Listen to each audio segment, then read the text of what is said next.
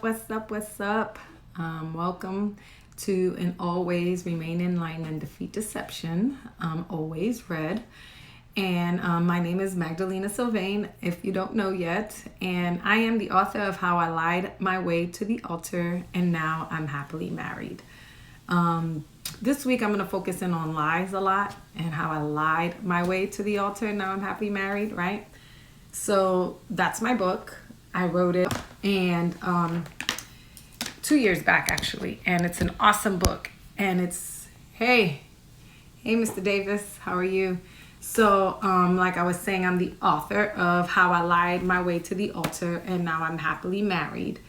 And a lot of people think this week I'm talking about lies and what it really means. So a lot of people think I lied my way to the altar like a mischievous thing, but that's not what it was.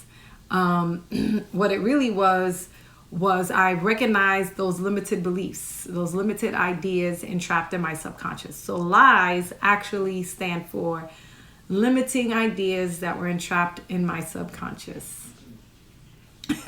And what happens was those lies were holding me back. Those lies were stopping me from moving forward.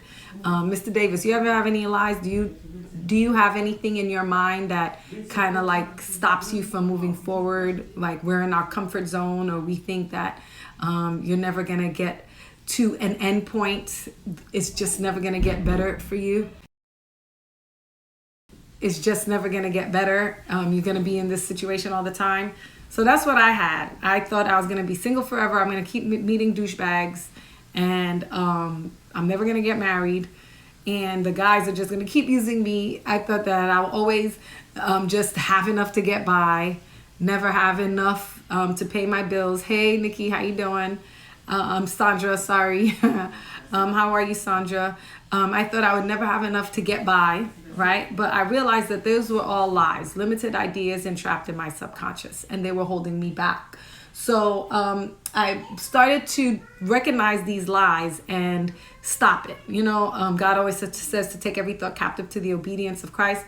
That's for your own good. Stop focusing on those lies. But how can you stop focusing on those lies if you don't even realize that you have them? If you don't even realize you have limited ideas, right? So I had to start paying attention to my thoughts and if it made me feel icky and not good inside, then I knew they didn't go with what God meant for my life, okay? If it went against anything that I was believing for in my future, then I knew it didn't help me at all. All right. So you said you got married in September for the first time for her as well. Oh, congratulations. I'm happy to hear that. I'm sure she was excited and you were excited. That's amazing. I pray lots and lots of success for you, Mr. Davis. So like I was saying, that we get caught up in these lies.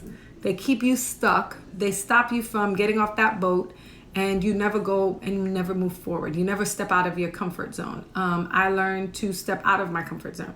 I learned to ignore what everyone was telling me and keep pushing no matter what my eyes saw. I just believed in what I felt was right in my heart. You understand? And if I always looked at it as I am somebody's missing puzzle piece, and if I don't do what I'm supposed to do in life, then someone is going to miss out. You're welcome. So someone's going to miss out, right? So I had to make a decision and say, I'm going to ignore those lies and I'm not going to let it hold me back. And that's what I did. And goodness happened. I got married. I was able to get my dream house.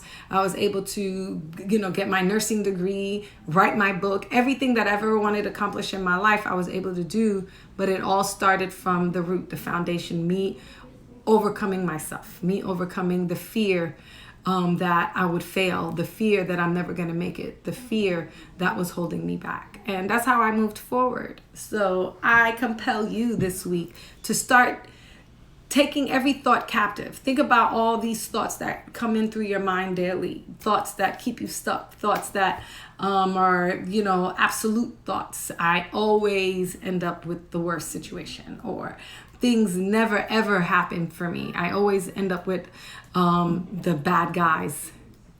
Say for the ladies in the back. All right. So I'm sorry, what? I don't get that. Say it for the ladies in the back. Oh, yeah. All right. So I'm always going to be single. So making sure that these thoughts are not absolute. Okay. And that's what I did to get over myself. I realized that I was in an abusive cycle with myself, and I had to get past that. And once I got over my abusive cycle, I was finally able to move forward.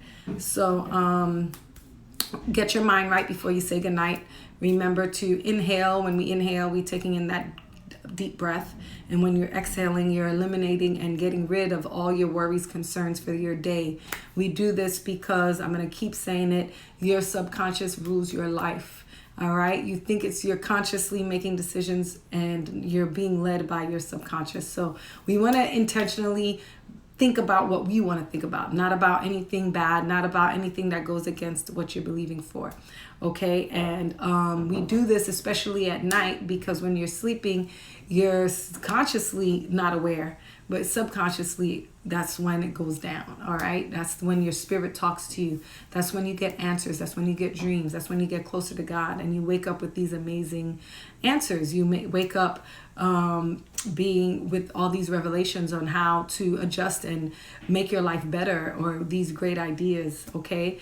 And once you do that, in the morning, don't wake up and just go and start watching TV or getting on social media. No, take a moment out and think about what you dreamt about. Think about what your God told you. Meditate first. Get your personal time. We're constantly praying and talking. Meditation is the opportunity for God to finally talk to you. So that's two opportunities that God gets to talk to you while you're sleeping. He talks to you all day long, but the quietness, the stillness, enter in his rest. All right. And I compel you, once you start doing that and getting into these habits and intentionally deciding what you want to think about and checking it, making sure it goes with what you're believing for in your life, things will start to get better. Making sure your mood goes with what you're believing for. Okay, things will start to get better. You may not see it overnight, but if you're consistent, anything you're consistent with, you will see results. And I fasted for 10 years without eating before 5. And I did it. I did it because I wanted to get closer with God. I wanted to bring my ego down and make my spirit go up higher. And me fasting for those 10 years, at the end of those 10 years, I finally met my husband. I'm not saying that's what's going to happen for you or how long it's going to take you. The reason why it took me so long, it was because I was stuck in my limited beliefs, my limited ideas that were entrapped in my subconscious. So how I lied my way to the altar was I started speaking things that are not as if though they are. And I started to see the truth in man. I started to see the truth in myself. And I was able to get myself out of an abusive cycle that would have led to a bad place. All right. So get into this habit of getting your mind right before you say goodnight. Intentionally telling your subconscious what you want to think about. Focusing and visualizing your future. Making sure that you incorporate your 5 senses. You activate it, because whatever is attached to your subconscious, to that memory, that's how we impress on our subconscious. And that's when it makes the difference. Okay. That's how we start to the beginning of reprogramming our mind.